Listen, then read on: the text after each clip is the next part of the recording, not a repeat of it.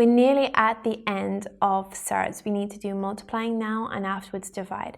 I hope before you're watching this video that you have gone back and done all of your key skill questions in your ebook and completed all of the past paper questions. It's really important that after each video you do all of your questions before moving on.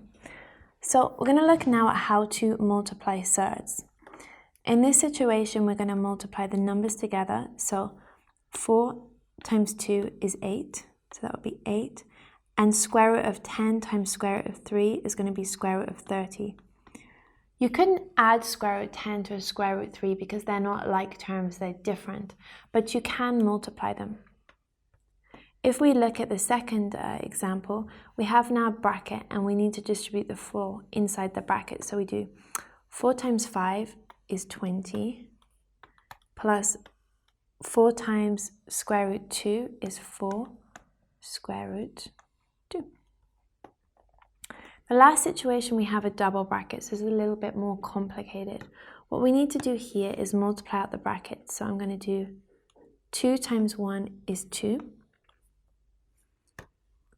Then I'm going to do 2 times minus 4 square root 3. Now there's a lot going on there, so start with the sign. This is a positive multiplied by a minus. So the sign is minus. You multiply the numbers together with the numbers. So 2 times 4 is 8. And then we have 8 square root 3. Now we're going to move on to the inside of the bracket. We're going to do minus 3 times by 1. Minus times plus is minus. And you can imagine there was a 1 there. So 1 times 1 is 1.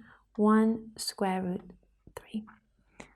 The last one we're going to do is here, minus square root 3 times minus 4 square root 3. Minus times minus is plus. 1 times 4 is 4. And 3 times 3 is square root of 9. Now, when you see a square root of 9, you should remember that this can be broken down because this is in fact one of our square numbers. The square root of 9, if we go back to our list, the square root of 9 is 3. So on our second line, I'm going to change square root of 9 to times by 3. And then here, 4 times by 3 is 12. Now, this needs to be reorganized so that we can add together the like terms. In this situation, the 3 and the 3, the square root 3s, they're like terms, so they should be together. So let's put them together and change their color. Red. Now, the 2 and the 12 are also like terms because they're both numbers, so they should go together. Now, in this situation, we're not multiplying anymore, we're adding them together. So 2 plus 12 is 14. And minus 8 minus 1 is minus 9. So minus 9 square root 3. That's our final answer. The team at Maths with Sophie have made a free ebook to go with this video series. We've broken the topic down into small, manageable sections. Each section has a video tutorial that you're already watching, interactive questions, and model solutions from exam questions. To claim your free ebook, you don't need to download anything, you don't need to sign up for anything.